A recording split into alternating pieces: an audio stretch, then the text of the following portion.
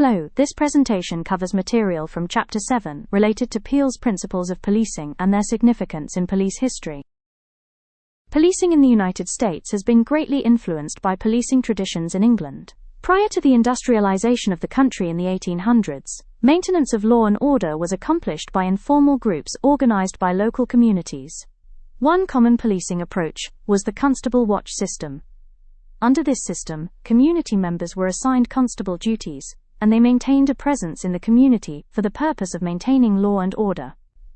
In response to threats to public safety or public order, the constable would raise the, quote, hue and cry, which required all able-bodied people to come to the constable's aid. Constables also engaged in community service tasks including fire watch and lighting oil street lamps. As parts of England became more urbanized and populations in cities increased, it was found that the informal methods of policing were insufficient for addressing a rise in crime and public disorder.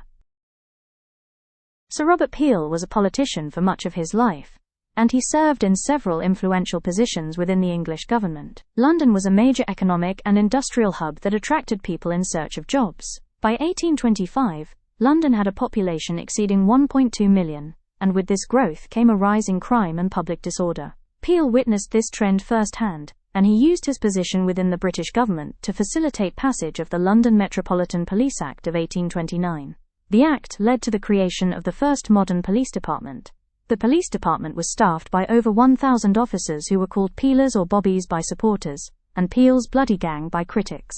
Peel's status also provided an opportunity to directly influence the development of formal policing in London, by incorporating his ideas into the structure and policies of the newly established police force. The London Metropolitan Police Act consolidated the fragmented system of local parish-based watch groups into a single organisation, which was placed under the supervision of Robert Peel, who served as the Home Secretary. Beyond its status as the first formal professional police agency, the formation of London Metropolitan Police brought with it several innovations. First, officers were government employees, tasked solely with serving in a law enforcement capacity.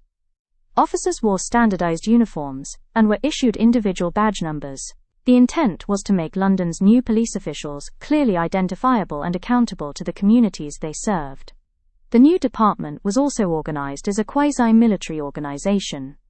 This means the department borrowed a similar bureaucratic hierarchy, rank structure, and chain of command as that used by the military. This structure was adopted because it was familiar and can improve efficiency of communications within the organization. Peel also instituted policies that reflected his philosophy of policing by consent. Peel felt that the police were representatives of the communities they served, and for them to achieve their goals of crime prevention and order maintenance, officers must have the support and cooperation of society. Peel also wanted to counter the history of abuses and arbitrary actions of constables under the old watch system. Peel's ideas are now referred to as Peel's principles of policing. Peel's first principle of policing states that the basic mission for which the police exist is to prevent crime and disorder, maintenance of order. Peel felt that crime prevention should be the primary goal of police departments, and the daily tasks carried out by officers should be for the purpose of deterrence. If the police are focused primarily on being reactive by investigating crimes that have already happened, then the harm to society has already been done. Principle 2 builds on the first, stating, the test of police efficiency is the absence of crime and disorder, not the visible evidence of police action in dealing with it. In other words, if a law enforcement agency is bragging on how many arrests have made, this is actually evidence that the police are not effectively preventing crime. Again, Peel was arguing the main goal of the police is to prevent crime, so if the police are doing an effective job, there shouldn't be the need for writing a lot of tickets and making a lot of arrests. The third principle states, the ability of the police to perform their duties is dependent upon public approval of police actions.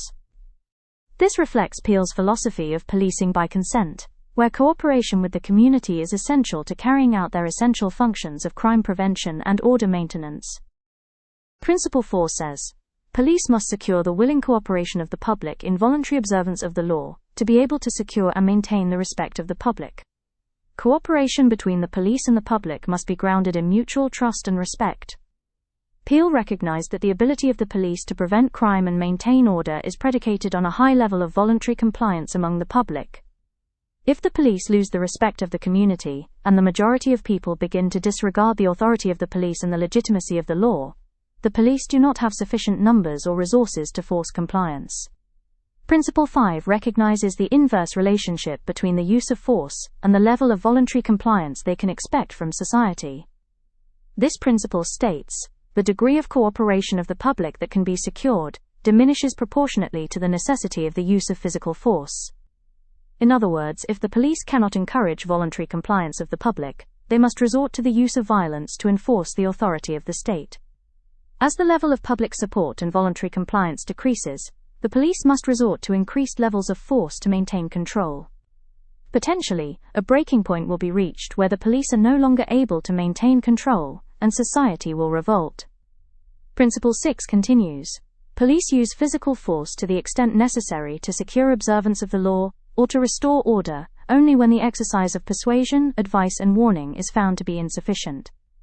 This is the foundation of the idea that police should use the minimum amount of force needed to enforce the law, and that verbal direction should be used first if possible. Peel was addressing the tendency of constables to use physical violence excessively, and thus police by fear and intimidation, rather than through cooperation and mutual respect.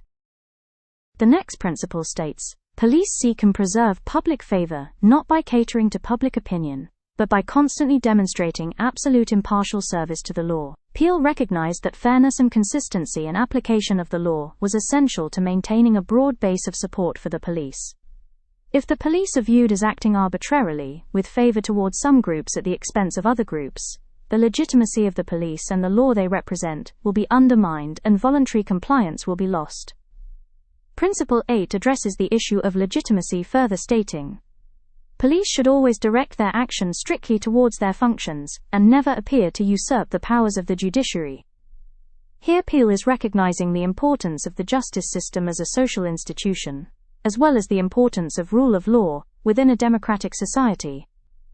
Just as the police rely on voluntary compliance to effectively do their jobs, the system of justice requires that the police also voluntarily comply with the law, submit to the authority of the courts as arbiters of the law, and to not abuse the power and public trust granted to police officers. The final principle summarizes Peel's idea of policing by consent, stating, quote, police should at all times maintain a relationship with the public that gives reality to the historic tradition that the police are the public, and the public are the police, the police being only members of the public who are paid to give full-time attention to the duties which are incumbent on every citizen in the interests of community welfare and existence. With this statement, Peel highlights the reality that throughout history, the task of maintaining law and order has always been entrusted to members of the community as a part of their civic duty. Under Peel's new model, this reality hasn't fundamentally changed. Police officers are community members who happen to have chosen policing as a vocation, and as such, police officers should not see themselves in an adversarial relationship with the community. Rather, they should be working in cooperation toward common goals that all community members share in support of a free and peaceful society.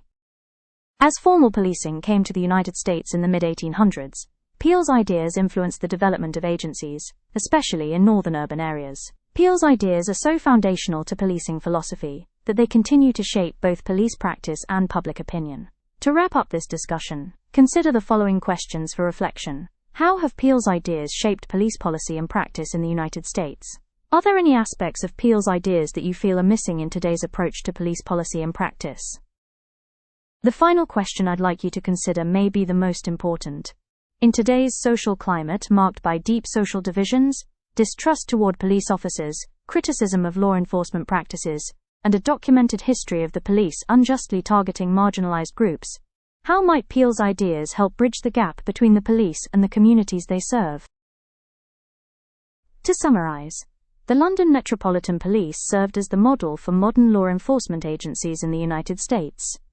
Sir Robert Peel's principles of policing contain foundational ideas for modern policing worldwide. Peel's philosophy of policing by consent emphasized cooperation as the most effective means to maintain community support, prevent crime, and maintain social order. The continued relevance of Peel's principles can be observed in how police agencies carry out their work, and how the community views the legitimacy of the police.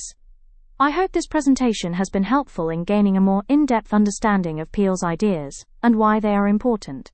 As always, I encourage you to reach out with any thoughts or questions about this topic.